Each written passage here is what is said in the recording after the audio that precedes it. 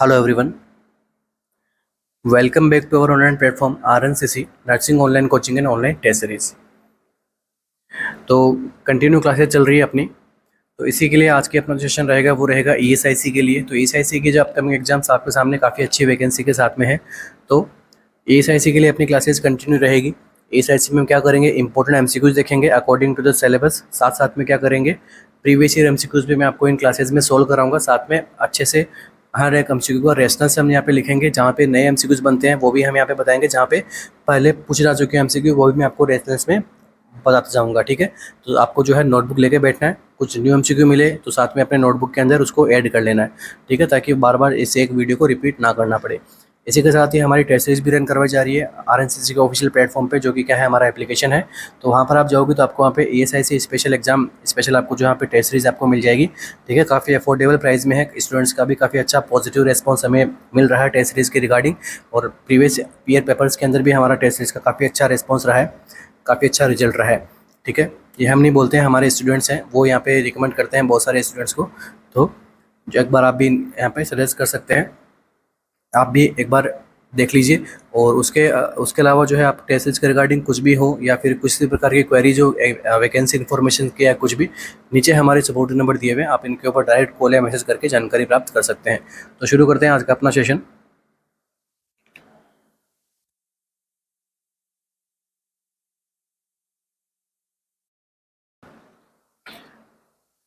The drug of choice for treatment of meningococcal meningitis is. तो meningococcal meningitis के लिए drug of choice क्या है ट्रीटमेंट के लिए इसके? पिप्रासिलिन, सेफ्ट्राक्सोन, एम्पिसिलिन या फिर मीरोपेनम। मेनिंगोकोकल मेनिंजाइटिस के लिए ट्रीटमेंट करने के लिए ड्रग ऑफ चॉइस क्या है? पिप्रासिलिन, सेफ्ट्राक्सोन, एम्पिसिलिन या फिर मीरोपेनम।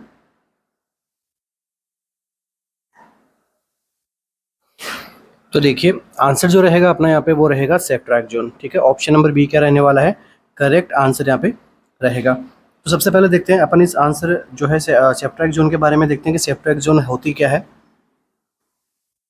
तो जैसा कि आपको पता है फार्मा के लिए इंपॉर्टेंट MCQs हम पढ़ रहे हैं। तो देखो सेफ्ट्राक्सोन जो क्या है, it is a third generation cephalosporin. ठीक है, थर्ड जनरेशन सिफेलोस्पोरिन कैटेगरी की ड्रग कौन सी होती है? तो सेफ्ट्राक्सोन।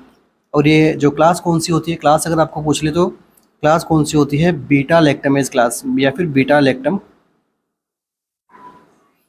लैक्टम्स क्लास की ये क्या रहती है, ड्रग रहती है। इसका फंक्शन क्या रहता है, किस तरह काम करती है? तो आंसर क्या रहेगा, सेल वॉल को क्या करती है, इनहिबिटर का काम करती है। ठीक है, तो एक साथ ही अपने 3 MCQs बन चुके हैं। चलिए नेक्स्ट हम बात करेंगे इस मेनिंगोकोकल मेनिंजाइटिस के। केवल हम देखो कंप्लीट थ्योरी नहीं पढ़ेंगे, बट जहाँ से इंपॉर्टेंट MCQs बन रहे हैं मैं आपको यहाँ पे समझाते हुए आगे बढ़ूंगा। तो देखिए फर्स्ट MCQ इसके अलावा और कौन कौन से हो सकते हैं। चलिए first MCQ, drug of choice for meningococcal disease.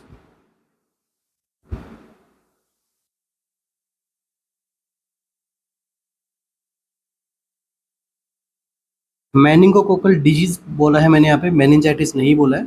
केवल मेनिंगोकोकल डिजीज के लिए ड्रग ऑफ चॉइस अगर आपको पूछे तो आंसर क्या रहेगा, पेनिसिलिन जी।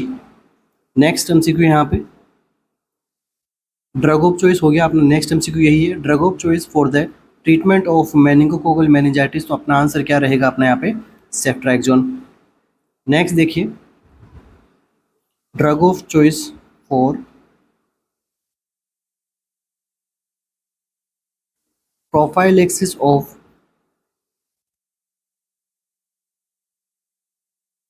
Meningococcal meningitis. तो मेनिंगोकोकल मेनिंजाइटिस की प्रोफाइलेक्सिस के लिए ड्रग कौन सी मानी जाएगी? Answer is rifampicin. और अगर यही आपसे पूछ लिया जाए प्रोफाइलेक्सिस के लिए क्या करना है, मास डिस्ट्रीब्यूशन करना है ड्रग का।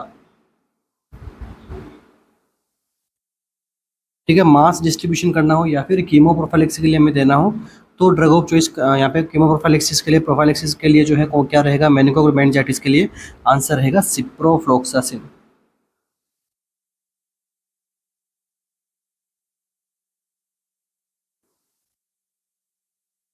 ठीक है।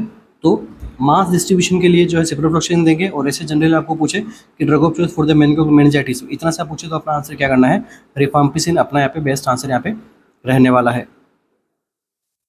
और यही रिफाम्पिसिन, ठीक है, किसकी है, ड्रग ऑफ चॉइस है किसकी, एच इन्फ्लुएंजा कॉज्ड मेनिंजाइटिस की। ठीक है, ये भी मतलब ड्रग ऑफ चॉइस प्रोफाइलैक्सिस के लिए, मतलब क्या है, prophylaxis drug of choice for Haemophilus influenza caused meningitis, तब क्या आंसर रहेगा, रिफाम्पिसिन। और मेनिंगोकोकल मेनिंजाइटिस की भी कौन सी होनी है, रिफाम्पिसिन। बट अगर मास डिस्ट्रीब्यूशन का पूछे आपसे तब कौन सा लेना है, ciprofloxacin. Next an important MCQ यहीं से, drug of choice for prophylaxis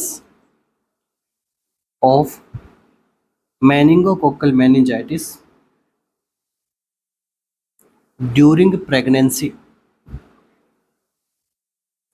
तब जो है अपना आंसर क्या जाएगा, सेफ्ट्रैक्सोन। ठीक है, देखिए केवल एक प्रोफाइलैक्सिस से अपने 2 से 3 एमसीक्यूज बन रहे हैं, बस थोड़ा क्वेश्चंस के अंदर अगर चेंजेस अगर आपको मिले एग्जाम में, तो वहाँ से अपने आंसर्स भी क्या होने वाले हैं, चेंज होने वाले हैं। तो सभी को आप क्या करना है, इन सबको नोट डाउन कर लीजिए प्लीज़। इसके अलावा नेक्स्ट एमसीक्यू मेनिंजाइटिस के हम यहाँ पे सराउंडिंग ही चल रहे हैं, कुछ अलग टॉपिक में यहाँ पे नहीं पढ़ा रहा हूँ आपको। ठीक है, next MCQ, drug of choice for listeria cause meningitis, तब आंसर क्या रहेगा, एम्पिसिलिन। ठीक है, देखिए केवल और केवल ड्रग से मैं आपको यहाँ पे कितना एमसीक्यू बता रहा हूँ। ठीक है, तो हम सब यहाँ पे क्या कर रहे हैं, अच्छे से मेहनत कर रहे हैं आप सभी के लिए, ताकि आपको जो है बेस्ट से बेस्ट आपको नॉलेज यहाँ पे शेयर किया जाए, और एग्जाम्स में आने वाले एमसीक्यू हैं सारे के सारे फार्मा से अपने। ठीक है, क्लास अच्छी लग रही है तो लाइक शेयर सब्सक्राइब करके जाना है। ठीक है, और कॉमेंट्स भी कर सकते हैं। ठीक है, कुछ आपको समझ नहीं आया या फिर क्लास कैसे लगी इसके रिगार्डिंग। चलिए आगे बढ़ते हैं। अब देखो मैंने यहाँ पे लिखा है प्रोफाइलैक्सिस के लिए प्रेगनेंसी में किसको प्रोफाइलैक्सिस के लिए काम में लेते हैं, सेफ्ट्रैक्सोन। ठीक है, यहाँ पे रिफाम्पिसिन क्यों नहीं काम में लिया, क्योंकि रिफाम्पिसिन क्या करता है, क्रॉस करता है प्लेसेंटल बैरियर को, इसलिए यहाँ पे रिफाम्पिसिन को काम में नहीं लेते हैं, मतलब अवॉइड करते हैं। But rifampicin is not a contraindicated in pregnancy, it's avoidable in pregnancy. Best कौन सी ड्रग मानी जाएगी यहाँ पे, सेफ्ट्रैक्सोन। चलिए इस एमसीक्यू का आंसर अपना क्या रहेगा, सेफ्ट्रैक्सोन। नेक्स्ट एमसीक्यू,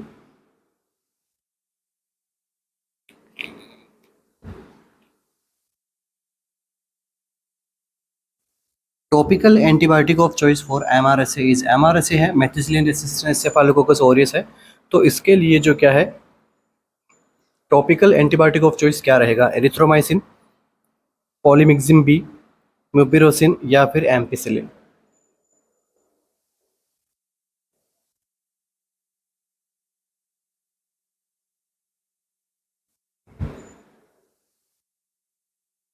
क्या आंसर रहेगा यहाँ पे, एमआरएसए के लिए टॉपिकल एप्लीकेशन करना है, टॉपिकल एंटीबायोटिक कौन सी देनी होगी।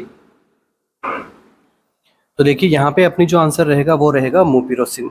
ठीक है, बेस्ट आंसर क्या रहेगा, म्यूपिरोसिन। एक ऑइंटमेंट आता है, क्रीम आती है, जिसको हम क्या करते हैं, स्किन के ऊपर एप्लीकेशन करते हैं। ठीक है, इसे हम कहते हैं topical antibiotic of choice for MRSA. तो इसका जो है मैकेनिज्म एक्शन क्या रहेगा इसका, ये रहता है प्रोटीन सिंथेसिस इनहिबिटर।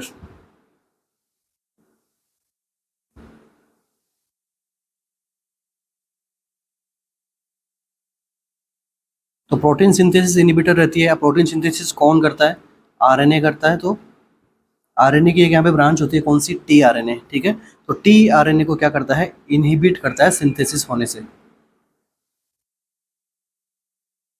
तो एमआरएसए जो है किससे कॉज हो रहा है यहाँ पे, स्टेफाइलोकोकस ऑरियस से। ठीक है, तो यहाँ पे क्या हो रहा है, ये साथ में क्या है, मेथिसिलिन से रेसिस्टेंस भी है, मतलब मेथिसिलिन से क्या है यहाँ पे, रेसिस्टेंस है। ठीक है, और दूसरा किसके ट्रीटमेंट में काम में आ रही है, स्टेप्टोकोकस पायोजेंस। तो इसके यहाँ पे ट्रीटमेंट में भी काम में ली जाती है। क्या आपको काम में लेना है, मुपिरोसिन। ठीक है, मुपिरोसिन की बात कर रहा हूँ मैं यहाँ पे।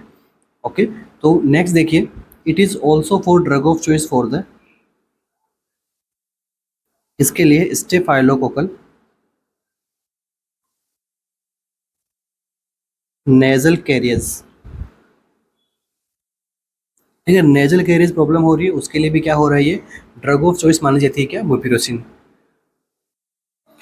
नेक्स्ट देखिए, आपसे अगर नॉर्मल एमसीक्यू पूछे बस नॉर्मल एमसीक्यू पूछ रहा है किससे, एमआरएसएस से। तो drug of choice for MRSA, तो आंसर क्या रहेगा, वैंकोमाइसिन। और वैंकोमाइसिन क्या कोज करती है, हिस्टामिन रिलीज करवाती है एक्सेसिव, जिससे क्या होता है बॉडी का अपीयरेंस कैसा होता है, रेड। तो हम कहते हैं क्या, रेडमैन सिंड्रोम किससे होता है, वैंकोमाइसिन से। ठीक है, रेड नेक सिंड्रोम या फिर रेडमैन सिंड्रोम किससे होता है, वैंकोमाइसिन से। अब जो हम सब पढ़ते हैं कि भाई एमआरएसए से क्या है, यहाँ पे मेथिसिलिन से क्या है, रेसिस्टेंस है। अब ये रेसिस्टेंस होता कैसे है, तो देखिए कि मैं यहाँ पे लिख सकता हूँ, मेथिसिलिन रेसिस्टेंस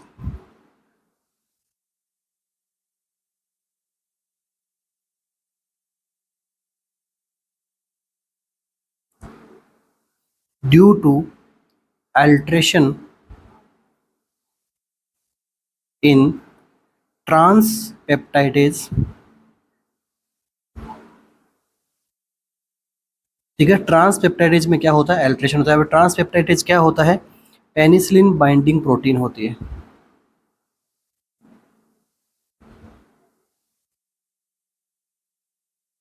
तो इसमें क्या होता है, यहाँ पे अल्ट्रेशन होता है। अल्ट्रेशन होने की वजह से जो सारी की सारी बीटा लैक्टम एंटीबॉडीज है ट्रांसपेप्टाइडेज, तो आगे लिख सकते हैं on which all beta lactam antibodies antibiotics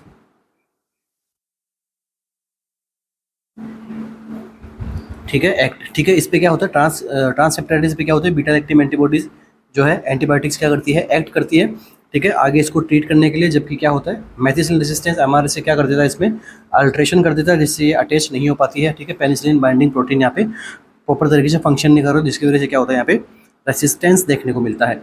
ये एमसीक्यू इसका ध्यान रखना, ट्रांसपेप्टाइडेज में क्या होता है, अल्ट्रेशन होता है। नेक्स्ट एमसीक्यू,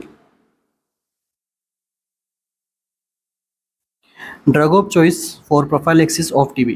टीबी की प्रोफाइलेक्सिस के अंदर ड्रग ऑफ चॉइस किसे माना गया है, रिफाम्पिसिन, आइसोनियाजिड, पायरेजिनामाइड या फिर स्ट्रेप्टोमाइसिन।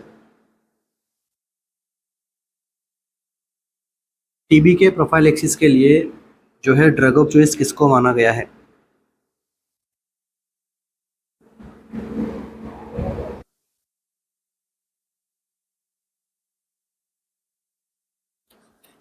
तो देखिए यहाँ पे अपना जो आंसर रहेगा, drug of choice for the prophylaxis of TB. ठीक है, तो टीबी के प्रोफाइलेक्सिस के लिए जो ड्रग ऑफ चॉइस दी जाती है वो है आइसोनियाजिड। ठीक है, आइसोनियाजिड यहाँ पे क्या रहेगा, बेस्ट आंसर रहने वाला है। चलिए, इसे हम क्या कहते हैं, आइसोनियाजिड प्रोफाइलेक्सिस थेरेपी। ठीक है, IPT। ठीक है, आइसोनियाजिड प्रोफाइलेक्सिस थेरेपी से भी हम यहाँ पे शॉर्ट के अंदर इसको जानते हैं। अब ये क्या करता है, प्रोफाइलेक्सिस कैसे करता है ये, ठीक है, तो the treatment for primary infection, TB के प्राइमरी इन्फेक्शन से क्या करता है, ये ट्रीटमेंट करता है। ठीक है, उसका जो ऑर्गेनिज्म रहता है उसको क्या करता है, स्टेरिलाइज करता है, उसको डेड करता है लीजन्स को। ठीक है, जिससे क्या होता है, helps in prevent the development of active tuberculosis. चलिए, अब देखते हैं अदर कुछ एमसीक्यूज आइसोनेजिस से रिलेटेड, क्योंकि हम आइसोनेजिस पढ़ रहे हैं। ठीक है, तो केवल इसी ट्रिक की हम यहाँ पे बात करने वाले हैं। तो देखिए, सबसे पहला एमसीक्यू यहाँ से आइसोनेजिड से,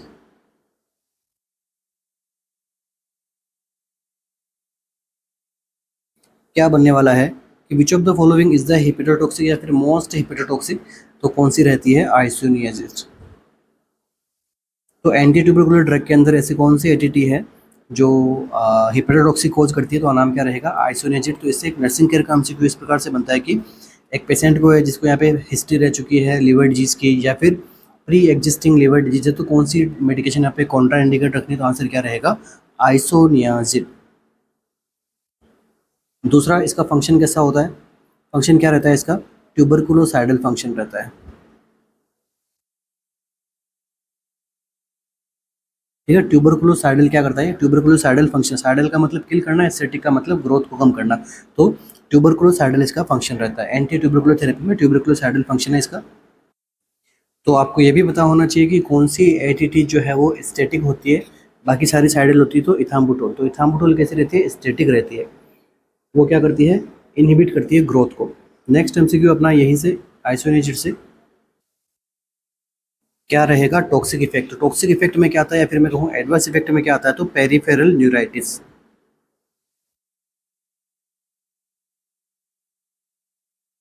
तो पेरिफेरल न्यूराइटिस कॉज करती है, कैसे करती है, ये क्या करती है, स्लो कर देती है इसको, एसिटाइलेटर्स को, जिससे क्या होता है, यहाँ पे सेंसेशंस वगैरह, नर्व्स का यहाँ पे सप्लाई वगैरह वो क्या हो जाती है, उनका यहाँ क्या होता है, स्लो होने लगता है।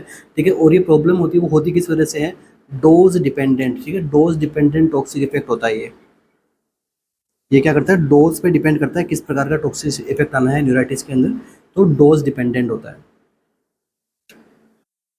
अब इसको जो है ट्रीट करने के लिए हम क्या देते हैं, प्रोफाइलेक्टिकली, या फिर ये हो ही ना, ठीक है, तो प्रोफाइलेक्टिकली हम क्या स्टार्ट करते हैं, पायरिडॉक्सिन। अब यहाँ से एक एमसीक्यू हो गया, पायरिडॉक्सिन देते हैं। अब नेक्स्ट एमसीक्यू होता है इसकी डोज कितनी होती है, तो डोज होती है इसकी 10 mg पर डे। डोज क्या रहेगी इसकी, 10 mg पर डे इसकी क्या रहती है, डोज रहती है। तो जैसा कि मैंने आपको बताया, ये क्या होता है, डोज डिपेंडेंट। अगर यहाँ पे आर्सेनिक की डोज हाई देंगे, जिससे क्या होगा, पेरिफेरल न्यूराइटिस, तो ये जो पायरिडॉक्सिन है, ये क्या करेगा, इस हाई डोज के ऊपर पेरिफेरल न्यूराइटिस होने से क्या करेगा, प्रिवेंशन करेगा। तो ये तो हो गया आपका, आर्सेनिक क्या करवाता है, मोस्ट हेपेटोटॉक्सिक। तो यहीं से एक एमसीक्यू ले लेते हैं, लेस और नो हेपेटोटॉक्सिक ड्रग कौन सी होती है एटीटी के अंदर, नो हेपेटोटॉक्सिक एटीटी, तो कौन सी ड्रग आपके यहाँ पे होगी, तो आंसर क्या रहेगा, इथाम्बुटोल। और सेकंड आंसर क्या रहेगा, streptomycin.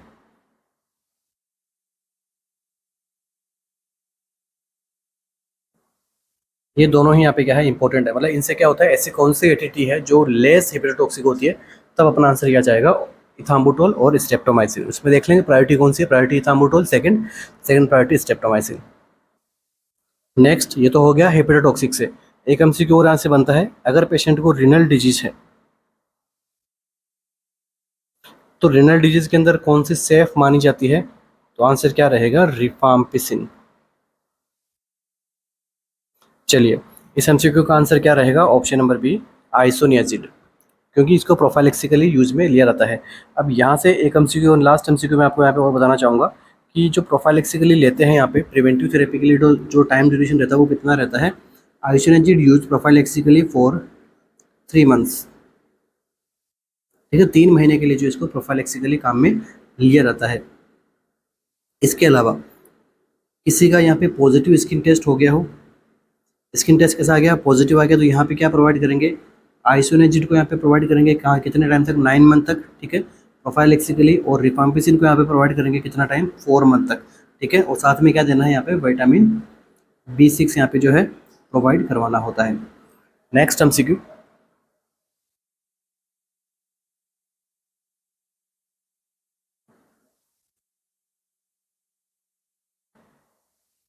What dose of oseltamivir is given to a 6 month old baby. एक 6 मंथ ओल्ड बेबी है जिसको डोज क्या देनी है, ओसेल्टाइमावीर की, तो कितनी डोज देंगे यहाँ पे, 20 mg OD देंगे, 20 mg BD, या फिर 20 mg पर केजी ऑफ बॉडी वेट, या फिर 20 mg TID।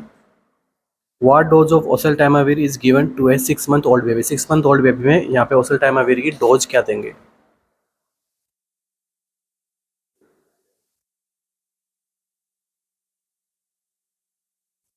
तो देखिए, सबसे पहले ड्रग की बात करते हैं। तो ड्रग क्या है, ये ओसेल्टाइमावीर को हम क्या कहते हैं, इसको रूट क्या रहेगा, तो देखो ओरल रूट से हम ये ड्रग प्रोवाइड करवाते हैं मोस्ट कॉमनली। इसके अलावा ये ड्रग ऑफ चॉइस होती है किसकी, इन्फ्लुएंजा ए की। ठीक है, इन्फ्लुएंजा ए की क्या रहती है, ड्रग ऑफ चॉइस रहती है। इसको जो है प्रोफाइलेक्सिकली हम ट्रीटमेंट में भी काम में लेते हैं। तो influenza A, influenza B, and last में बर्ड फ्लू के लिए। तो यहाँ पे क्या है, ड्रग ऑफ चॉइस पूछे आपसे, influenza A, B and bird flu के लिए आंसर क्या रहेगा, ओसेल्टाइमावीर। नेक्स्ट देखिए, इसका जो ट्रीटमेंट है इन तीनों का, जैसे इन्फ्लुएंजा ए हो गया, बी हो गया, बर्ड फ्लू हो गया, तो ट्रीट करना है तो कितने टाइम ड्यूरेशन के अंदर करना है सिम्टम्स आने के, जैसे सिम्टम्स के 48 आवर्स के अंदर अंदर क्या करना है आपको, ट्रीटमेंट स्टार्ट कर देना है, तब तो ये अपना क्या करती है, बहुत अच्छा इफेक्टिव ट्रीटमेंट होगा उसका। नेक्स्ट एमसीक्यू पूछ रहा था आपका इसी ड्रग से कि मैकेनिज्म ऑफ एक्शन क्या रहता है, तो ये क्या करता है, न्यूरामिनिडेज इनहिबिटर का काम करता है। न्यूरामिनिडेज इनहिबिटर का काम करता है, ठीक है। किसके अगेंस्ट काम करेगा, ए एंड बी के। बर्ड फ्लू के लिए अलग है, ए एंड बी इन्फ्लुएंजा के लिए न्यूरामिनिडेज इनहिबिटर को यहाँ पे वर्क करता है, इसको इनहिबिट करता है। अब यहाँ से एक और इसका भी एक क्या है, रेसिस्टेंस देखने को मिलता है इस ड्रग का। क्या होता है रेसिस्टेंस का, सीजनल H1N1, ठीक है। तो सीजनल H1N1 है, तो इसके यहाँ पे अच्छा यहाँ पे वर्क नहीं करती है ये ड्रग। नेक्स्ट एमसीक्यू यहीं से। नेक्स्ट देखिए इसकी जो है डोज क्या रहेगी, ठीक है। 6 मंथ का ओल्ड बेबी है, अब आपको पूछेगी इसकी डोज से रिलेटेड, तो कितनी डोज देंगे हम यहाँ पे। ऑप्शन नंबर सी क्या रहेगा, करेक्ट आंसर रहेगा 20 mg पर kg बॉडी वेट के अकॉर्डिंग डोजेस देनी होती है बच्चे को। और ये कितना देना आपको, बीडी देनी होती है। चलिए next MCQ. Drug of choice for कौन सी डिजीज, कौन सी डिजीज के अंदर जो है ड्रग ऑफ चॉइस क्या रहती है, एजाथियोप्रिन, इन्फ्लिक्सिमैब, स्टेरॉइड या फिर ट्रेकोलिमस।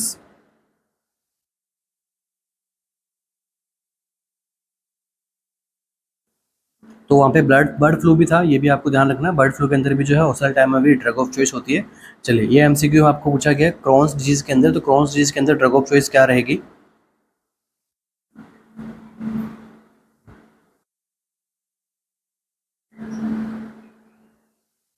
तो देखिए ये जो क्रॉन्स डिजीज है इसके अंदर ड्रग ऑफ चॉइस जो काम में ली जाती है वो है इन्फ्लिक्सिमैब, ठीक है। इन्फ्लिक्सिमैब जो है यहाँ पे क्या ली जाएगी, ड्रग ऑफ चॉइस मानी जाती है।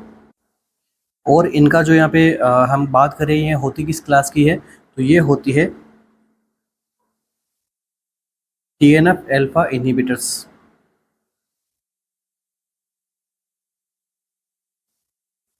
क्या होता है TNF, तो ट्यूमर नेक्रोसिस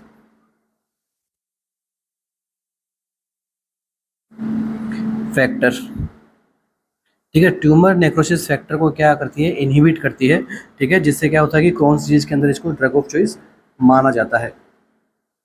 नेक्स्ट देखिए क्रॉन्स डिजीज क्या है एक प्रकार से, तो क्रॉन्स डिजीज अल्सरेटिव कोलाइटिस, ठीक है। ये सारी जो आपकी बॉवेल को क्या करती है, अफेक्ट करती है। तो इनमें क्या होता है, अल्सरेशन होता है। तो अल्सरेशन का जो टाइप है वो किसमें, जो क्रॉन्स डिजीज में कैसा अल्सरेशन देखने को मिलता है आपको, आंसर क्या रहेगा, सर्पिजिनस अल्सर।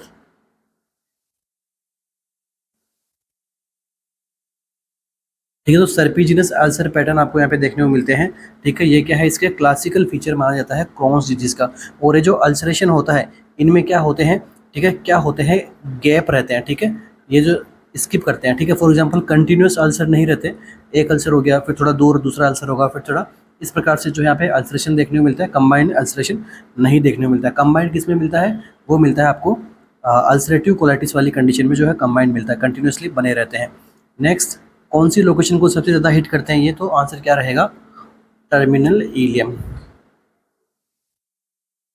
तो क्रॉन्स डिजीज के अंदर कौन सा रीजन यहाँ पे इंटेस्टाइन का सबसे ज़्यादा अफेक्ट होता है, तो आंसर क्या रहेगा, टर्मिनल इलियम। इसके साथ में और क्या होता है यहाँ पे अल्सरेशन के साथ में, और क्या देखने को मिलता है आपको, फिस्टुला। तो फिस्टुलास भी बनते हैं क्रॉन्स डिजीज के अंदर, और ये इस पर जो सर्पिजिनस अल्सर और फिस्टुला दोनों ही यहाँ पे क्या होते हैं, हॉलमार्क साइन होते हैं किसके, क्रॉन्स डिजीज के। और जब आप इन फिस्टुलास का, अल्सरेशन का जब आप यहाँ पे एक्सरे कराओगे तो एक अपीयरेंस देखने को मिलता है। इस अपीयरेंस को हम बोलते हैं कोबल स्टोन अपीयरेंस। तो कोबल स्टोन अपीयरेंस कौन सी डिजीज कंडीशन में आपको देखने को मिलता है, आंसर क्या रहेगा, क्रॉन्स disease.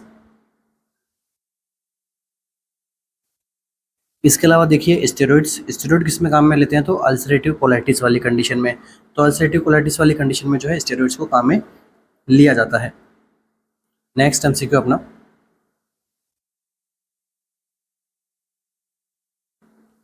The loading dose of aminophylline is, aminophylline की यहाँ पे लोडिंग डोज क्या होती है, 0.5 से 1 mg पर kg, 2 से 3.5 mg पर kg, 5 से 6 mg/kg या फिर 50 से 70 mg/kg। एमिनोफाइलिन का यहाँ पे डोज क्या रहता है?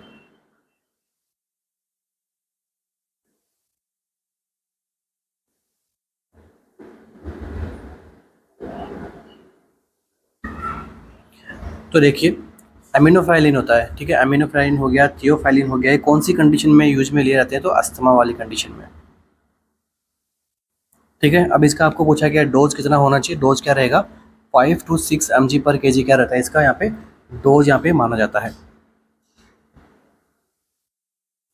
तो ये तो हो गया आपका नॉर्मल अस्थमा के लिए। इसके अलावा एक एमसीक्यू और बनता है कि एक्यूट अस्थमा के अंदर डोज क्या रहती है।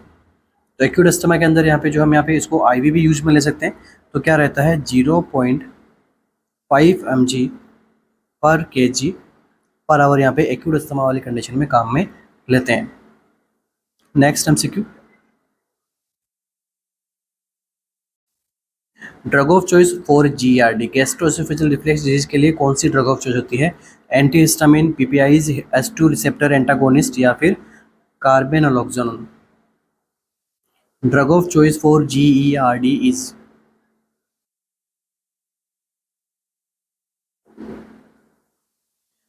तो यहाँ पे जो आंसर क्या रहेगा? ये रहेगा पीपीआईज, ठीक है। प्रोटॉन पंप इनहिबिटर्स यहाँ पे बेस्ट ड्रग ऑफ चॉइस माने जाते हैं, ठीक है। तो ये drug of choice for the GRD, gastroesophageal reflex disease.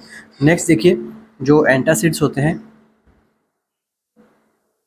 और इसके अलावा सुक्राल्फेट्स होते हैं, ये होते हैं ड्रग ऑफ चॉइस कौन सी कंडीशन में?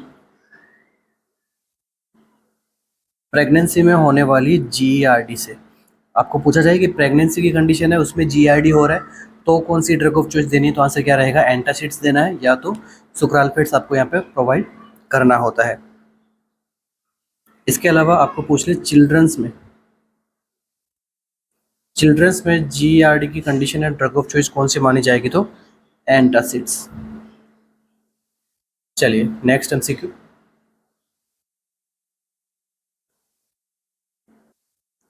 विच of the following is an anti smoking drug, ऐसी कौन सी ड्रग है जिसको हम यहाँ पे एंटी स्मोकिंग ड्रग मानी जाती है? बाइक्लूटामाइड, साल्मेट्रोल, थियोफाइलिन या फिर वेरेनिसिलिन। एंटी स्मोकिंग ड्रग, ठीक है। कई बार इसको जो है आपने देखा होगा, टेलीविजन में भी एड आते हैं इसके। एंटी स्मोकिंग ड्रग्स होती है वो यहाँ पे बताई जाती है कई बार।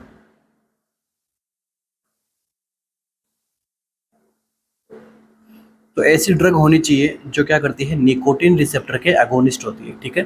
तो ऐसी यहाँ पे ड्रग कौन सी है? तो ऑप्शन नंबर डी यहाँ पे करेक्ट रहेगा, वेरेनिसिलिन। तो ये देखो एमसीक्यू पूछे गए, एमसीक्यू प्रीवियस ईयर एमसीक्यूज में आपको यहाँ पे सोल्व करवा रहा हूँ। हर बार अपना जो भी सेशन होता है अपना, मैं क्या करता हूँ, केवल प्रीवियस ईयर एमसीक्यूज आपको यहाँ पे सोल्व करवाता हूँ, जिससे जिनकी आने की तो प्रोबेबिलिटी ज़्यादा होती है, दूसरा उनके इर्द गिर्द क्या होते हैं, नए नए एमसीक्यूज बनते रहते हैं। तो जैसे आप मेरे रेफरेंस देखते हो, कुछ आपको न्यू एमसीक्यूज मिलते होंगे, कुछ आपके भी पढ़े हुए एमसीक्यूज मैं आपको यहाँ पे सोल्व करवाता हूँ। तो ऐसे अपनी यहाँ पे क्लासेस कंटिन्यू रहने वाली है। चलिए अब देखते हैं नेक्स्ट। तो यहाँ पे वेरेनिसिलिन क्या होती है? एक एंटी स्मोकिंग ड्रग है, ठीक है। कैसे वर्क करती है? It is a partial nicotine receptor agonist होती है, ठीक है। जिस वजह से इसको एंटी स्मोकिंग ड्रग में भी काम में लेते हैं, या फिर इसको हम स्मोकिंग सेडेशन की ड्रग ऑफ चॉइस भी कह सकते हैं।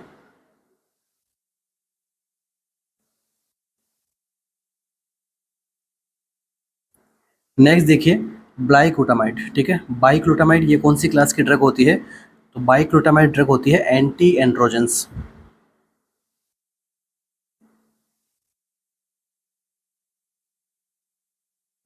नेक्स्ट साल्मेट्रोल, साल्मेट्रोल क्या होती है? Bronchodilator.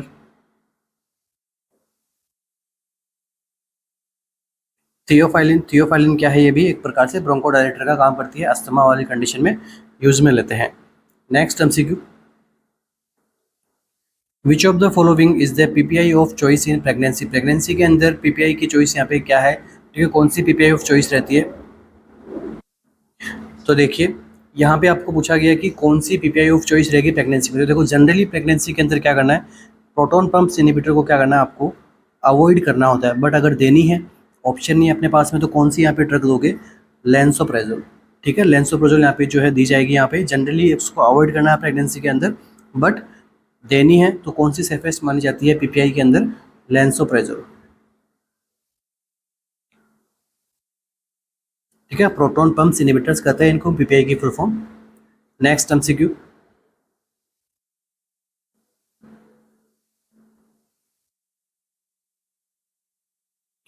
Drug of choice for absence seizure in a 3 year old child. 3 year old child के अंदर जो है एब्सेंस सीजर की ड्रग ऑफ चॉइस कौन सी होती है? ठीक है, एथोक्सुमाइड, वाल्पोरिक एसिड, कार्बामाजेपाइन या फिर फिनेटोइन। एब्सेंस सीजर ट्रीटमेंट में ड्रग ऑफ चॉइस कौन सी मानी जाएगी?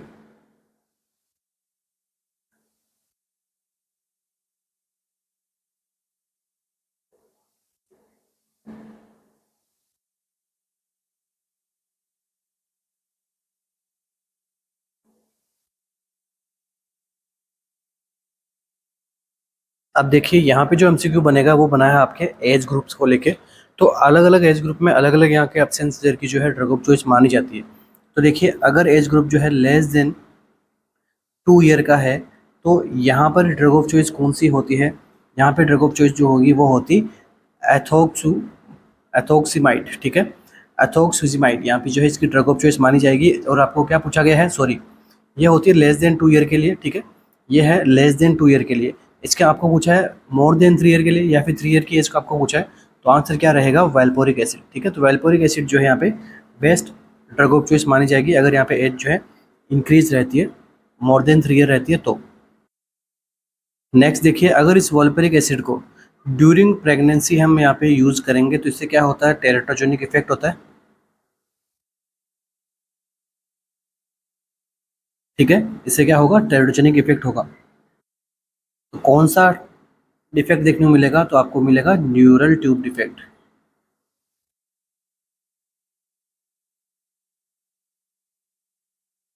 जैसे स्पाइना बाइफिडा हो गया, सिस्टिका हो गया। ठीक है, इसके अलावा और क्या देखने को मिल सकता है? कार्डियोवैस्कुलर डिफेक्ट मिल सकता है, और डिजिटल एबनॉर्मलिटीज़ देखने को मिल सकती है। ठीक है, जो डिजिट्स की एबनॉर्मलिटी देखने को मिल सकती है यहाँ पे। तो देखिए नेक्स्ट इसके अलावा और कौन कौन सी जो ड्रग है वो यहाँ पे इफेक्ट डालती है। तो देखो, most common congenital defect associated with phenobarbitone. ठीक है, तो फिनोबार्बिटोन के साथ में मोस्ट कॉमन जो डिफेक्ट आएगा कंजेनाइटल, तो कौन सा आएगा यहाँ पे? Cardiac defect. Next MCQ, most common congenital defect associated with topiramate. ठीक है, तो टोपिरामेट भी यहाँ पे ड्रग काम में ली जाती है।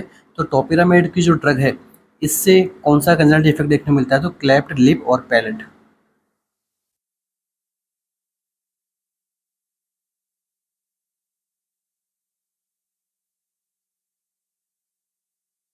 ये यहाँ पे कौन सी ड्रग की वजह से मिलेगा? तो टोपिरामेट की वजह से। नेक्स्ट देखिए एमसीक्यू यहीं पे, anti scissor drug with lowest congenital defect. ठीक है, ऐसी कौन सी एंटी सीजर ड्रग है जिसका लोवेस्ट कंजेनाइटल डिफेक्ट आपको देखने को मिलेगा? आंसर क्या रहेगा? लेमोट्राइजिन एंड लेवेट्रासिटाम। ये दोनों ही जो यहाँ पे प्रेगनेंसी के अंदर सेफ मानी जाती है। इनसे क्या है कि एकदम लोवेस्ट कंजेनाइटल डिफेक्ट होने को होता है। ठीक है, या फिर ना के बराबर होता है। नेक्स्ट देखिए, यही आपके लेमोट्राइजिन से एक और एमसीक्यू बनेगा। क्या एमसीक्यू बनेगा? देखिए, पूछा जा चुका एमसीक्यू है। ठीक है, एमएससी एंट्रेंस एग्जाम में एक बार एमसीक्यू पूछा जा चुका है। तो देखिए, एंटी सीजर ड्रग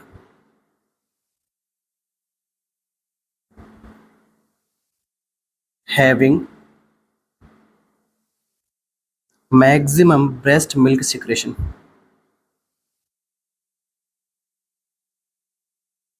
ऐसी कौन सी एंटी सीजर ड्रग है जिससे सबसे ज़्यादा जो है ब्रेस्ट मिल्क सिक्रेशन होता है? आंसर क्या रहेगा? लेमोट्राइजिन।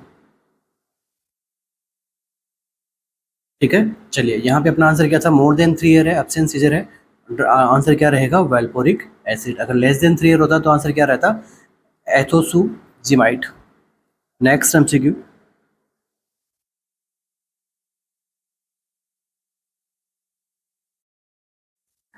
नेक्स्ट सेशन को आगे बढ़ाने से पहले आप सभी को आप सभी के लिए एक इन्फॉर्मेशन। तो आरएनसीसी नर्सिंग कोचिंग की तरफ से जो है ईएसआईसी के लिए जो है यहाँ पे टेस्ट सीरीज कंटिन्यू की जा रही है। ठीक है, टेस्ट सीरीज यहाँ पे ईएसआईसी के लिए यहाँ पे हमने स्टार्ट कर दी गई है। इसमें क्या है, आपके 100 टेस्ट है टोटल। ठीक है, इसमें से 97 जो टेस्ट है लाइव टेस्ट मिलेंगे। इसी के साथ ही 3 ईयर प्रीवियस ईयर टेस्ट भी हमने क्या किया इसमें इंक्लूड किए हैं। ठीक है, सारे सारे एमसीक्यूज कैसे हैं, ईएसआईसी ओरिएंटेड एमसीक्यूज हैं। ठीक है, कंप्लीट सिलेबस सीरीज होगा। ठीक है, सिलेबस वाइज जो है आपको यहाँ पे इधर यहाँ पे डेट वाइज आपके यहाँ पे क्वेश्चन पेपर दिए हुए हैं। इस कौन सी डेट को कौन सा एग्जाम होना है, कौन से सब्जेक्ट का होना है या फिर कौन से टॉपिक का होना है।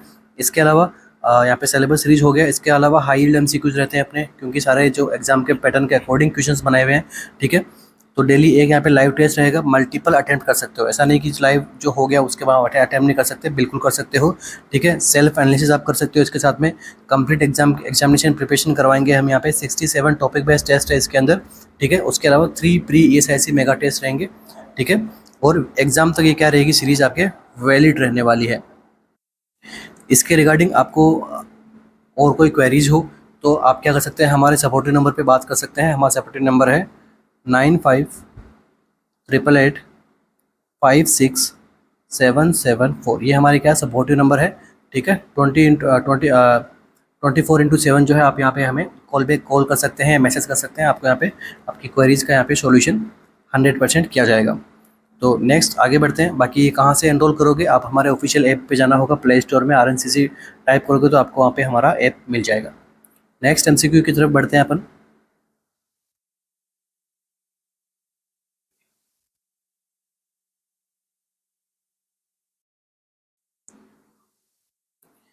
विच of the following cephalosporin is the oral drug of choice for typhoid. तो टाइफॉइड के लिए सिफेलोस्पिरिन ड्रग यूज में ले रहे हैं, तो सिफेलोस्पिरिन कौन सी सिफेलोस्पिरिन यहाँ पे यूज में लेंगे जो टाइफॉइड के लिए जो है ड्रग ऑफ चॉइस रहेगी, सिफिक्सिम, सेफ्ट्राक्सोन, सेफोपेराजोन या फिर मैक्सोलेक्टम।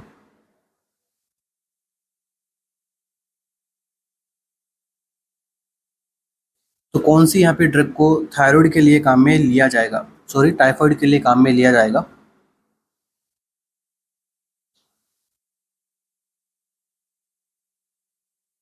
विच of the following cephalosporin is the oral drug of choice for the typhoid. Answer क्या रहेगा अपना यहाँ पे, सिफिक्सिम। ठीक है, सिफिक्सिम अपना यहाँ पे क्या रहने वाला है, आंसर रहने वाला है। ठीक है, सिफेलोस्पिरिन क्लास की एंटीबायोटिक्स होती है। ठीक है, ये क्या करती है, बैक्टीरिया को किल करती है, प्रिवेंट करती है ग्रोथ करने से बैक्टीरियाज को। तो देखिए, आउट पेशेंट अगर कोई है, ठीक है, हॉस्पिटल से बाहर कोई पेशेंट है टाइफॉइड से, तो यहाँ पे डोज क्या देंगे इसको, 20 mg/kg पर डे। कितने डेज के लिए देंगे अपन, 14 डेज के लिए। अगर सेफेक्सिम नहीं देंगे तो सेकेंड यहाँ पे ड्रग जो काम में लेंगे वो लेंगे एजिथ्रोमाइसिन। और एजिथ्रोमाइसिन कितने लेंगे, 500 mg BD for 7 days. Next देखिए, अगर पेशेंट इन पेशेंट है, हॉस्पिटल में एडमिट है, तो यहाँ पर इसकी डोज क्या रहेगी, यहाँ पर जो हम देंगे वो देंगे सेफ्ट्राक्सोन। कितना, 2 ग्राम, वो भी आईवी, वो भी बीडी। कितने टाइम ड्यूरेशन तक, तो 14 डेज तक। अब अगर ये नहीं है तो क्या देना है आपको, एजिथ्रोमाइसिन सेम यहाँ पे इन पेशेंट के लिए प्रोवाइड करवाना है। आपसे क्या पूछा गया है, oral drug of choice for the typhoid. Ceftriaxone वगैरह यहाँ पे इंजेक्शन फॉर्म में देते हैं, तो ओरल ड्रग ऑफ चॉइस जो है टाइफॉइड के लिए कौन मानी जाएगी, सिफिक्सिम। ठीक है, सेफ्ट्राक्सोन यहाँ पे आंसर नहीं रहेगा, क्योंकि इस क्वेश्चन में आपसे क्या पूछा गया है, ओरल पूछा गया है। ठीक है, तो देखो इस प्रकार से एमसीक्यूज बनते हैं एग्जाम में, आते हुए एमसीक्यूज भी रॉन्ग हो जाते हैं, क्योंकि पढ़ा हुआ सबका रहता है। सेफ्ट्राक्सोन देते हैं, बिल्कुल देते हैं, बट ओरल पूछ लिया आपसे तो आंसर क्या रहेगा, सेफिक्सिम। नेक्स्ट एमसीक्यू,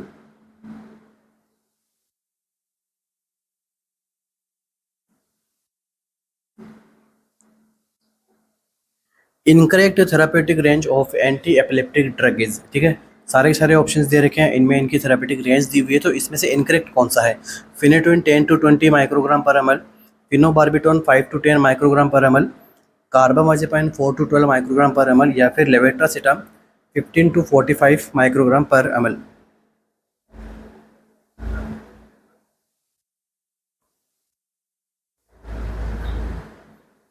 तो देखिए जो यहाँ पे इनकरेक्ट थेरापेटिक रेंज है वो किसका है, यहाँ पे फिनोबार्बिटोन का। ऑप्शन नंबर बी क्या है, यहाँ पे रॉन्ग है।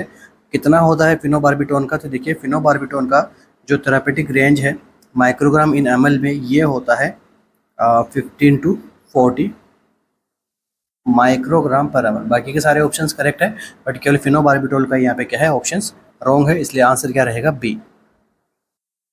और अभी मैंने आपको एक एमसीक्यू सोल्व करवाया था, फिनोबार्बिटोन से क्या आता है, कंजेनाइटल इफेक्ट आता है। तो फिनोबार्बिटोन इंड्यूस कंजेनाइटल डिफेक्ट कौन सा होता है, यहाँ पे मोस्ट कॉमन की हम बात करें तो क्या रहेगा, कार्डियक डिफेक्ट। किसी न किसी प्रकार का कोई कार्डियक प्रॉब्लम होगा बच्चे में, अगर इसको यहाँ पे प्रेगनेंसी के दौरान काम में लिया जाता है तो। नेक्स्ट,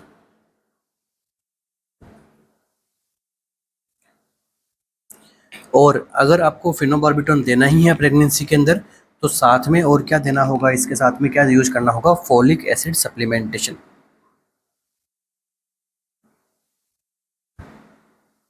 तो पहले के टाइम पे फिनोबार्बिटोन का काम में लेते थे प्रेगनेंसी के अंदर, क्योंकि पहले के टाइम पे ये माना जाता था कि ये क्या है, एक सीजर की कंडीशन होती है, status epilepticus.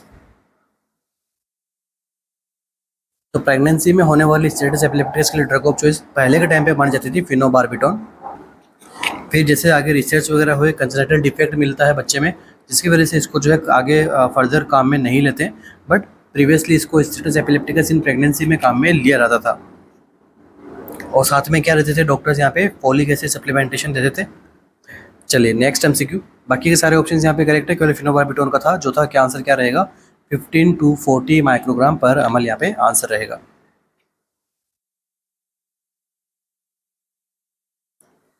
Therapeutic level of फिनेटोइन is, फिनेटोइन का यहाँ पे थेरापेटिक लेवल कितना होता है, अभी ये लास्ट एमसीक्यू के अंदर हमने ये सोल्व कर लिया था। थेरापेटिक लेवल कितना होता है, 10 to 20 माइक्रोग्राम पर ml तक होता है, ठीक है, 10 to 20 माइक्रोग्राम पर ml, ठीक है, सारे यहाँ पे माइक्रोग्राम है, थोड़ा टाइपिंग मिस्टेक हुआ यहाँ पे। तो थेरापेटिक लेवल ऑफ फिनेटोइन कितना होता है, 10 to 20 माइक्रोग्राम पर ml तक होता है। और फिनेटोइन से एमसीक्यू ये भी बनता है कि ये ड्रग जो है कैसे होती है, एंजाइम इनहिबिटर्स होती है या फिर इंड्यूसर होती है, ये होती है एंजाइम इंड्यूसर ड्रग है, ठीक है, एंजाइम इंड्यूसर ड्रग की कैटेगरी में आती है। और कौन कौन सी होती है, तो देखिए ग्लूसोफिलिन, रिफाम्पिसिन, ठीक है, ये सारी कैसी होती है, एंजाइम इंड्यूसर ड्रग होती है। अब देखिए यहाँ से मैं आपको दो एमसीक्यूज लिखाऊंगा जो एग्जाम में पूछे जा चुके हैं अब तक। Most of the anti epileptic drugs are enzyme inducers except, ठीक है, सारी की सारी एंटी एपिलेप्टिक्स कैसी होती है, एंजाइम इंड्यूसर्स होती है, एक को छोड़ के। आंसर क्या होगा, वेल्पोरेट, ठीक है, वेल्पोरेट यहाँ पे कैसी होती है, एंजाइम इनहिबिटर्स होती है। नेक्स्ट देखिए इसी के सिमिलर एक और एमसीक्यू है, most of the anti microbial are enzyme inhibitors except, तो यहाँ पे अपना आंसर क्या रहेगा, ब्रूसियोफ्लिविन,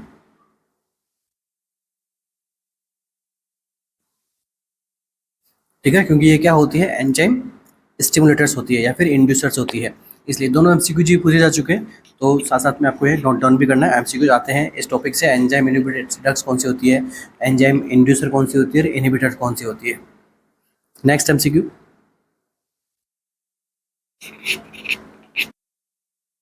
drug of choice for mass chemoprophylaxis of meningococcal meningitis, ठीक है, मास कीमोप्रोफाइलेक्सिस करना है आपको मेनिंगोकोकल मेनिंजाइटिस का, यहाँ पे ड्रग ऑफ चॉइस कौन सी होगी, रिफाम्पिसिन, सिप्रोफ्लॉक्सासिन, क्लोरामफेनिकोल या फिर डॉक्सीसाइक्लिन।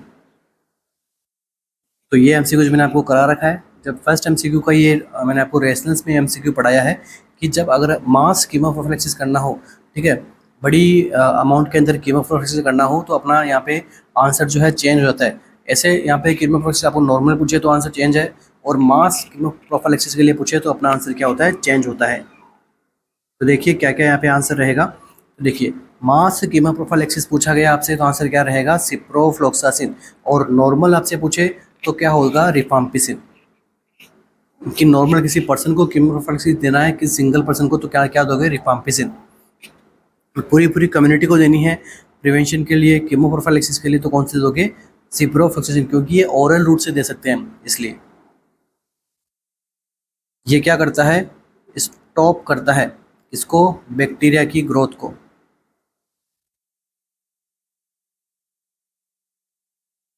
इसके अलावा रिफाम्पिसिन को जो है टीबी की ड्रग मानी जाती है। क्लोरामफेनिकोल को किस में काम में लेते हैं, किसी प्रकार के बैक्टीरियल इन्फेक्शन है उसमें हम क्लोरामफेनिकोल काम में लेते हैं। डॉक्सीसाइक्लिन को यहाँ पे ब्रॉड स्पेक्ट्रम एंटीबायोटिक है, ये क्या है, ब्रॉड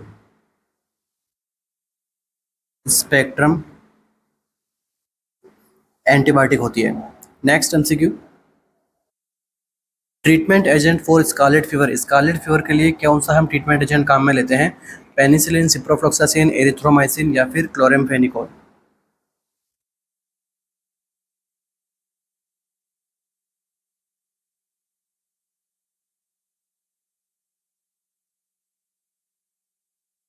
तो स्कारलेट फीवर के अंदर जो ट्रीटमेंट एजेंट काम में लेते हैं, आंसर क्या रहेगा, पेनिसिलिन। तो पेनिसिलिन यहाँ पे जो है यहाँ पे काम में लिया जाएगा, ठीक है। वाइड रेंज ऑफ बैक्टीरियाज की जो ग्रुप होते हैं उनको यहाँ पे ट्रीटमेंट में काम में लेता है क्या, पेनिसिलिन, ठीक है। तो ग्राम पॉजिटिव बैक्टीरियाज के लिए और ग्राम नेगेटिव बैक्टीरियाज के लिए दोनों के लिए काम में ली जा सकती है पेनिसिलिन अपने, ठीक है। तो पेनिसिलिन जी जो है इंट्रावेनसली देंगे, और पेनिसिलिन वी जो होती है, दो टाइप की होती है, एक होती है जी, एक होती है वी।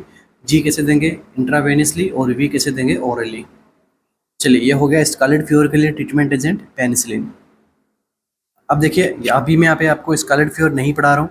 अगर आपको ऐसा लगे कि हाँ आपको जो है एमसीक्यू के साथ साथ में हमें डिजीज़ भी पढ़ानी है, तो आप डिजीज़ मतलब ऐसे कंप्लीट तो नहीं पढ़ा सकते, बट कुछ एक टॉपिक जैसे समझाना है डिजीज़ क्या होती है, कैसे होती है, मोस्ट यहाँ पे कौन कौन से साइंस सिम्टम्स है जो एग्जाम में एमसीक्यू पूछते हैं, फिर कौन सी इसके स्पेशल ड्रग है, ठीक है। अगर ऐसा कुछ आपको पढ़ना है साथ साथ में, तो आप उसके लिए आपको जो है कमेंट्स भी करना साथ साथ में, ताकि मुझे पता लगे कि हाँ आपको जो है किस प्रकार से पढ़ना है, और आपके लिए जो बेस्ट से बेस्ट हम यहाँ पे क्या कर सकते हैं, ठीक है। तो आपको थोड़ा यहाँ पे मुझे बताना है ज़रूर, अगर आपके पास में टाइम हो इतना तो ज़रूर बताइएगा।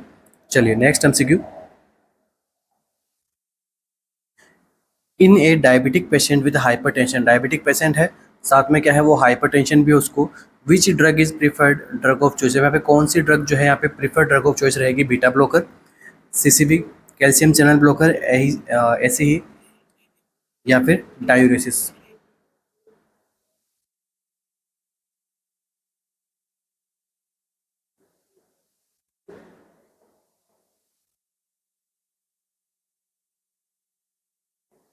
तो देखिए डायबिटीज़ के पेशेंट में क्या होता है, एज ए कॉम्प्लिकेशन हाइपरटेंशन भी होता है, इसके अलावा एज ए कॉम्प्लिकेशन में क्या होता है, nephropathy,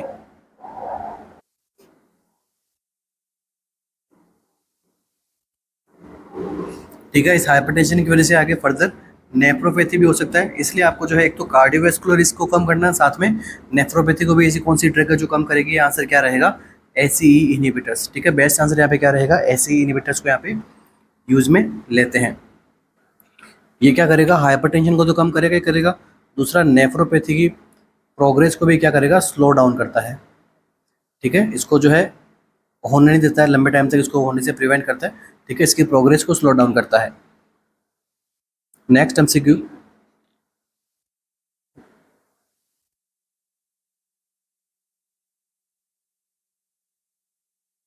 Mr. Rahul is the CEO. Mr. Rahul is working as a CEO in a company. He is traveling job. Traveling job है उसके. He is known as a diabetic, controlled on oral hypoglycemic agent. ठीक है, oral hypoglycemic drug दे रहे हैं, तो वो क्या है, डायबिटिक कंट्रोल है. In one of his recent visit to the doctor, his blood pressure found 162 by 102 mm of Hg. ठीक है, उसका ब्लड प्रेशर जो क्या मिला, हाई मिला. Most suitable drug for this patient should be. अब यहाँ पर इसको कौन सी मोस्ट सुटेबल ड्रग जो है काम में दी जाएगी यहाँ पे, तो डायबिटिक का पेशेंट है, ओरल हाइपोग्लाइसेमिक एजेंट ले रहा था, वो कंट्रोल में था, बट अभी उसका जो ब्लड प्रेशर है वो यहाँ पे हाई रहने लग गया, ठीक है। तो यहाँ पे आंसर क्या रहेगा, प्रोप्रानोलोन, एनालप्रिल, क्लोनिडीन या फिर hydrochlorothiazide.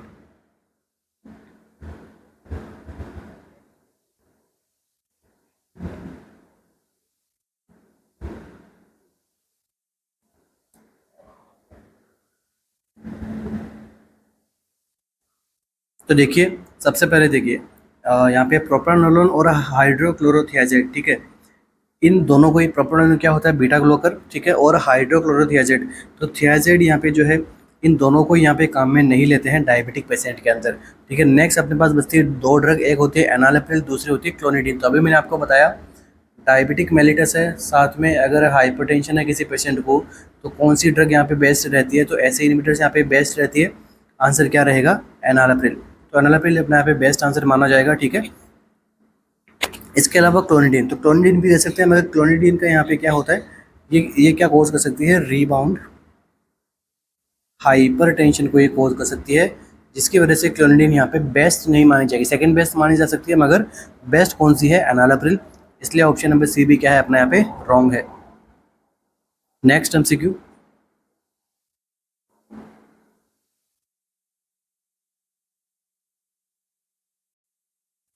What is the hydrocortisone dosing for children expressed in mg पर केजी। तो हाइड्रोकोर्टिसोन डोजिंग क्या रहेगी चिल्ड्रन के लिए,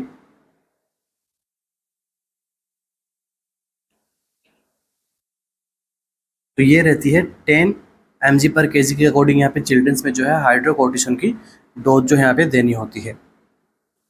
हाइड्रोकोर्टिसोन हम सभी को पता है स्टेरॉइड मेडिकेशन होती है, ठीक है। एलर्जीज को, अल्सरेटिव कोलाइटिस को, आर्थराइटिस को, जहाँ पे इन्फ्लेमेशन ज़्यादा होता है तो उनको यहाँ पे सप्रेस करने के लिए काम में ली जाती है।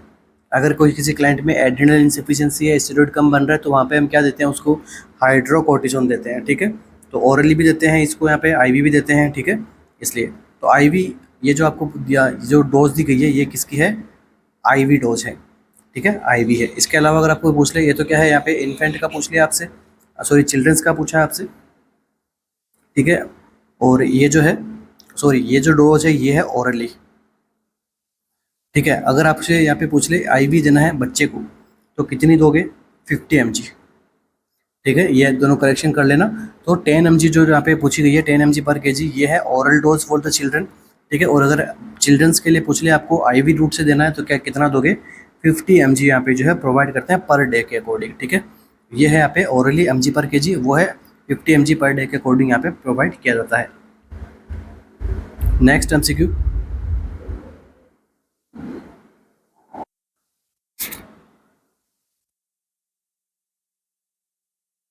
विच of the following drug is not used as emergency contraception. Emergency contraception के लिए कौन सी ड्रग यूज में नहीं ली जाती है, लेवोनोर्गेस्ट्रोल, मिफेप्रिस्टोन, यूलिप्रिस्टल या फिर रेलॉक्सिफेन। कौन सी ड्रग को यहाँ पे काम में नहीं लेंगे इमरजेंसी कॉन्ट्रासेप्शन के लिए, तो देखिए क्या आंसर रहेगा, यहाँ पे रहेगा आंसर रोलॉक्सिफेन। तो रोलॉक्सिफेन क्या होती है, SERM होती है, मतलब सेलेक्टिव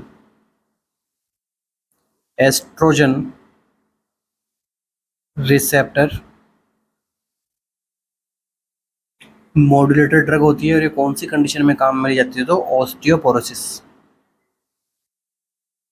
ठीक है। तो ऑस्टियोपोरोसिस अगर हो रहा है, ठीक है, तो उसमें हम यहाँ पे SERM ड्रग होती है कौन सी, रोलॉक्सिफेन, उसको काम में लेते हैं। बाकी की सारी ड्रग्स, लेवोनोर्गेस्ट्रोल, मिफेप्रिस्टोल एंड यूलिप्रिस्टल, सारी किस में काम में ली जा सकती है, इमरजेंसी कॉन्ट्रासेप्शन के अंदर। तो मिफेप्रिस्टोल जो क्या है यहाँ पे, सॉरी लेवोनोर्गेस्ट्रोल जो है कैसे है, प्रोजेस्टेरोन ओनली पिल्स है, ठीक है, POP है, प्रोजेस्टेरोन ओनली पिल्स कौन सी होती है, ठीक है, लेवोनोर्गेस्ट्रोल। इसके अलावा मिफेप्रिस्टोल, ठीक है, कितना डोज देंगे इसका हम यहाँ पे 10 mg सिंगल डोज जो है यहाँ पे प्रोवाइड करवा सकते हैं, ठीक है। और ये कितने टाइम के अंदर, विदिन 72 आवर्स के अंदर इसको काम में लेते हैं, अनप्रोटेक्टेड सेक्सुअल इंटरकोर्स हुआ है तो उसके लिए। इसके अलावा यूलिपिस्टल, ये कितना इसका डोज रखते हैं, तो 30 mg जो इसका यहाँ पे डोज रखी जाती है, ठीक है। और ये जो है 120 आवर्स के अंदर अंदर क्या करनी होती है, लेनी होती है, ठीक है। तो MCQ ये पूछा गया कि प्रोजेस्टेरोन ओनली पिल्स कौन सी है, तो लेवोनोर्गेस्ट्रोल यहाँ पे प्रोजेस्टेरोन ओनली पिल्स की कैटेगरी में आती है। और नॉट यूज्ड कौन सी करनी है, रोलॉक्सिफेन, क्योंकि ये क्या है, SERM है, सेलेक्टिव एस्ट्रोजन रिसेप्टर मॉड्यूलेटर्स है, ऑस्टियोपोरोसिस वाली कंडीशन में काम में ली जाती है। ओल्ड एज में ऑस्टियोपोरोसिस होता है तो वहाँ पे क्या दे देंगे, रोलॉक्सिफेन ड्रग दे देंगे। नेक्स्ट MCQ,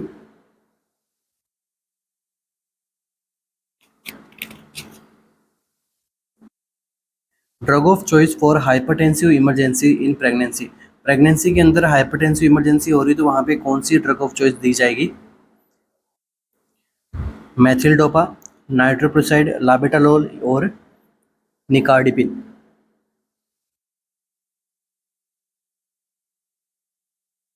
तो यहाँ पे जो आंसर रहेगा प्रेगनेंसी के अंदर सेफेस्ट कौन सी मानी जाएगी? Answer is लाबेटालोल।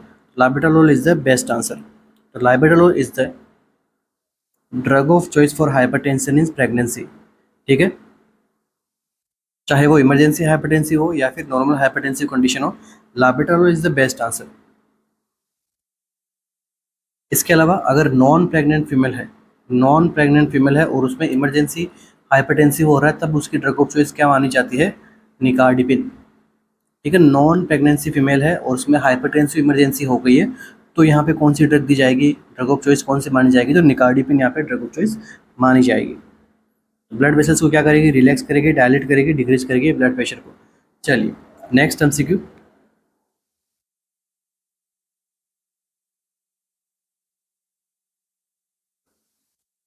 A 68-year-old patient with Parkinson disease present to the clinic with worsening tremors, bradykinesia and postural instability। ठीक है, bradykinesia हो रहा है, ट्रेमर्स हो रहे हैं और postural instability हो रही है। The health care provider prescribe a medication to address this symptom। अब जो है HCP है, उन्होंने इन सिम्टम्स के बेसिस पे क्या कर दिया? मेडिकेशन को प्रिस्क्राइब कर दिया। Which of the following drug is considered the drug of choice for managing the motor symptom of Parkinson disease? तो पार्किंसन डिजीज़ के अंदर उसके मोटर सिम्टम को मैनेज करने के लिए कौन सी ड्रग ऑफ चॉइस मानी जाएगी? तो डोनापेजिल, लिवोडोपा कार्बिडोपा, रिवास्टिगमाइन या फिर मेमेंटाइन।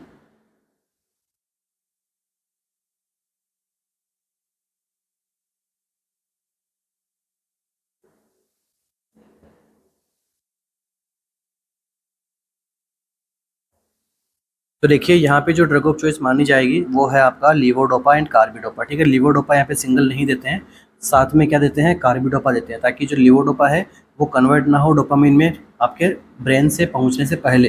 ठीक है, तो लिवोडोपा को प्रॉपर तरीके से ब्रेन में पहुँचाया जाता है कार्बिडोपा की मदद से, इसलिए लिवोडोपा कार्बिडोपा दोनों को जो है साथ में दिया जाता है। और ये जो क्या करती है? मोटर सिम्टम्स को यहाँ पे ट्रीट करने में हेल्प करती है।